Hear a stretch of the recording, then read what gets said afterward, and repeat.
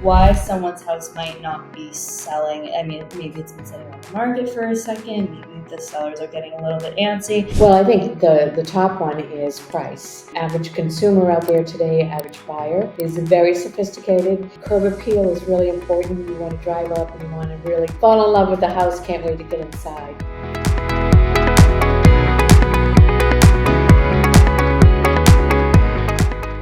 Hi, I'm Kailyn with the Golden Circle Group at Farrelly Realty Realty in Andover Center. I'm here with Nancy Greely. Nancy, how are you? I'm good, Kailyn. How are you? Good.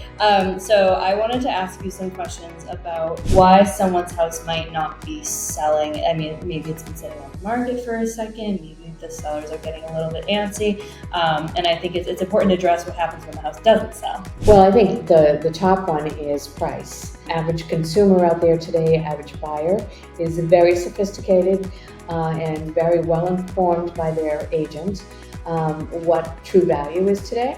And so going into a house, they might really quickly see that it's overpriced compared to what they've seen previously and other times they've gone out. Also, the condition of the house, interior and exterior.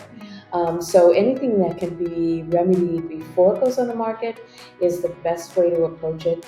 Curb appeal is really important. You want to drive up and you want to really fall in love with the house, can't wait to get inside. And then when you get inside, you don't want to be disappointed either. Right. I remember a property you had, it was the one that it wasn't staged in the beginning, but then at some point you eventually did stage it. Did you notice a different reaction from the buyers after you staged that property? I did, and in particular, the agents in the office here also noticed the difference. Oh, I'm so glad you could get a chance to stage it. And it was a multi-phase move for this couple. They were downsizing, and initially they didn't need the furniture where they were going, and then they did need the furniture. So I was really glad that it was time to take the furniture out, and then we came in and staged it, and it just really changed the look of the house. And less furniture was in there, and you could see really the charm of the house that you couldn't see before. Yeah, and I remember that staging too. I felt like it was really thoughtfully placed items where you did look at the space. You weren't really looking at the furniture. It was furniture that complemented the space, which Exactly. is what good staging tends to do. And then that also increases your online presentation. You redid all the photos and everything. We did. We actually redid the photos, and we had some of the older photos left in there because they weren't affecting anything. But again, location was a concern because it was in somewhat of an industrial area. So there were some things you couldn't change. Of course, so we tried to focus on what we could change and make it more appealing. And those sellers, were they selling to downsize? Well, actually, I say downsize, but what they were doing is moving into the independent care living so that they have no more maintenance, nothing to be concerned about, and enjoying life right now. Do you have any resources or any ways that you tend to go about things if you are working with a seller, but they've been living in their home for maybe 30 or 50 years, and it's hard to part with belongings because maybe you're moving to a space where you don't have as much storage as you did? Right. Yeah. Well, what we did is we sat down, and I do this with anyone. We sit down and talk about the logistics of their move so that I know if I can immediately stage it and they'll be gone, or if I can't do that, how do we get that to that point?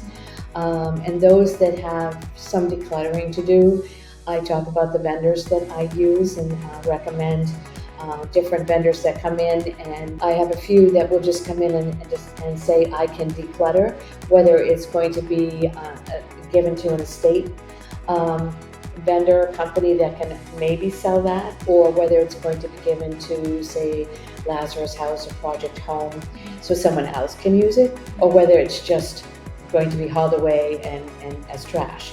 So we try to prioritize what we're going to do first and when, and have a checklist. And I think that there are, I don't want to call them junk removal companies, but a form of junk removal companies that actually specialize in emotional moves, where maybe it's children moving out their parents' belongings in their parents' home and things like that. So I love that there are companies out there that because it's not only like, yeah, we can get the job done, we can get the things out, but it's like, is the is your client going to feel good about that process? Yes, yeah. I had one home a couple years ago where the mom was living there. She was in her 90s. And when I first spoke with the daughters who were going to help her out, she was in the hospital, the mom was. But by the time we started talking again, the mom had gone to the hospital and had passed away. So then our next meeting was so emotional. We were all crying at the table because I had done a similar situation with my mom, and having to declutter her home, and she had passed away suddenly. So I know the emotional part of it, and I can sense it, I can feel it, and I feel I can work with them and guide them as to how to approach it. And we brought in Dutiful Daughter, a company that he's really, his approach is really kind and warming, and they loved him. And he went through the whole process about selling some things to an estate company and hauling some trash away, and then knowing that there were just things that the family might take. So he had a great approach. It worked out really well. That's really great to hear, because I mean, I watched my mother clean out her parents' home that they lived in since the 1950s, and it was a huge project, which my mom happened to love a project like that, but I can't imagine someone who is not in the headspace to do that. I assume that it could be a lot. Yeah, it is a huge undertaking. Yeah, for sure, for the family. So what would you say to someone who is maybe thinking of tackling that process without using a realtor? I would think it would be very difficult. I know it would be very difficult. I like to think of myself as their real estate navigator. So from beginning to end, I am navigating this journey, what's going on, and approaching it right away. This is going to be not necessarily a puzzle, but it's going to be, it needs to be coordinated and organized. And we need to sit down and talk about it. Not just on the fly, call up and say, well, let's do this today, but really set a plan, have it mapped out with them, have them agree to it so that you get their buy-in as well, and then things can run smoothly. There's no surprises. Oh, by the way, I meant to tell you, you need to declutter by, next week I'm doing photos. No, you've got to have a schedule. You've got to navigate them through the process. It's kind of like being a travel agent. Yeah, sure. Scheduling and planning flights and everything. Right. Yeah. Okay. How long have you been working in this area? Well, I've had my license since 1982. Okay. And for many years, I was more involved in relocation. So I was doing business development for the real estate company and bringing business into the company that was having relocating employees come through. And then I was managing the whole process back then. So I've done the managing for quite some time. And then after a while, I went out to straight selling and listing. And I love that, because then you can do it all. Yeah, you get to do it all. I think it's really interesting that you used to do the managing side of something that was so real estate related, but I think it's sometimes lost on people who might think that they want to be a realtor, because I'm like, you have to wear so many hats. You do. You have to be a project manager. You have to have an eye for detail. You have to be personable. You have to be able to, have people come into a home and make them feel welcome, make them want to stay. So, how long did you do the managing for the relocation? I did that from 1990 to 2016.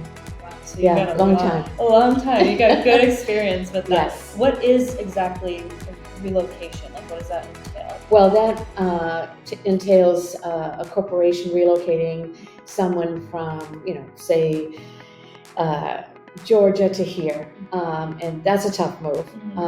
But I worked closely with the corporations so that I would get them at a candidate stage and talk with them on the phone.